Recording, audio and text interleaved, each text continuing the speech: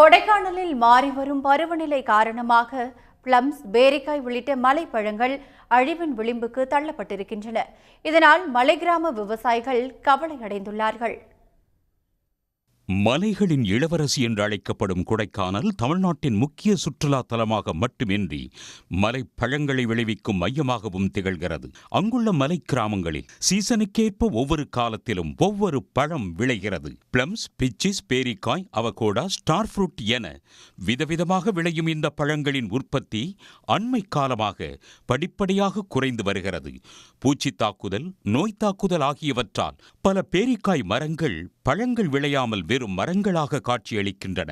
மலைப்பழங்களின் உற்பத்தி குறைவால் மலை விவசாயிகள் முதல் ஏற்றுமதி செய்யும் வியாபாரிகள் வரை பலரும் கடும் பாதிப்புக்கு ஆளாகியுள்ளனர். பிளம்ஸ் ரொம்ப ஃபெயில் ஆயிடுச்சு, பேரி ரொம்ப ஃபெயில் ஆயிடுச்சு.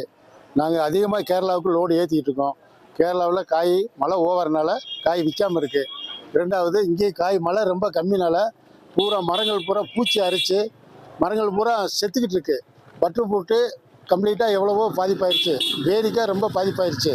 பேரிக்காய் இங்கே நமக்கு இன்றைக்கி லேபர் கொடுத்து எடுத்து கட்டுப்படி ஆகலை.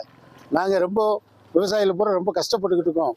கொடைக்கானலை சுற்றியுள்ள வில்பட்டி, பள்ளங்கி, நாயுடுபுரம், செண்பகனூர் உள்ளிட்ட பல்வேறு பகுதிகளில் லட்சக்கணக்கான பேரி மரங்கள் உள்ளன. அவற்றை பலரும் குத்தகைக்கு எடுத்து அதில் வரக்கூடிய பழங்களை வெளி மாநிலங்களுக்கு அனுப்பி வருகின்றனர். ஆனால் பிளம்ஸ், பிச்சிஸ் விளைச்சல் கடந்த ஆண்டை விட குறைவாக விளைந்த நிலையில் தற்போது பேரிக்காய் விளைச்சலும் 50% கீழ் குறைந்திருப்பது மலை விவசாயிகளை கவலையில் ஆழ்த்தியுள்ளது. பேரிக்காய் மரங்களில் பல வகையான நோய்கள் தாக்குவது பற்றியும் மலைப்பழங்கள் படிப்படியாக அழிவின் விளிம்பு தள்ளப்படுவது பற்றியும் தோட்டக்கலைத்துறை உடனே ஆய்வுகளை மேற்கொள்ள வேண்டும் என கோரிக்கை எழுந்துள்ளது.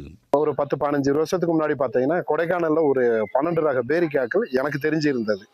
அது பார்த்தீங்கன்னா வால்பேரி, முள்பேரி, கல்பேரி, ஊட்டிபேரி, நாட்டுபேரி, இந்த மாதிரி தண்ணிபேரி, இந்த மாதிரி பல ரகங்கள் இருந்துச்சு. இப்போ கொடைக்கானல பார்த்தீங்க அப்படின்னா சமீப காலத்தில் இந்த ஒரு 5 வருட காலமாக பேரிக்காய் விளைச்சல் ரொம்ப குறைவு. இதுக்கு என்ன காரணம் என்று தோட்டக்கலைத்துறை இதை கொஞ்சம் ஆய்வு பண்ணணும். விவசாயிகளின் வாழ்வாதாரத்தை மேம்படுத்தணும். மலைப்பழங்களின் விளைச்சல் குறைந்து வருவதால் சுற்றுலா பயணிகளுக்கு அவற்றை குறைவான விலைக்கு விற்பனை செய்ய முடியாத நிலைக்கு பழ வியாபாரிகள் தள்ளப்பட்டுள்ளனர். எல் நினோ உள்ளிட்ட காலநிலை மாற்ற பிரச்சினை காரணமாக பருவம் தவறி பெய்யும் மழை ஒருபுறம் இருந்தாலும் மலைப்பழங்கள் விளைச்சல் குறைவதற்கு கொடைக்கானல் காங்கிரீட் வனமாக மாறி வருவதும் முக்கிய காரணம் என்று சுற்றுச்சூழல் நிபுணர்கள் சுட்டிக்காட்டுகின்றனர். எனவே தமிழக அரசு உடனடியாக விரிவான ஆய்வை மேற்கொண்டு மலைப்பழங்களின் விளைச்சல் பாதிக்காமல் இருக்க விரைந்து நடவடிக்கை எடுக்க வேண்டும் என மலை விவசாயிகள் கோரிக்கை விடுத்துள்ளனர்.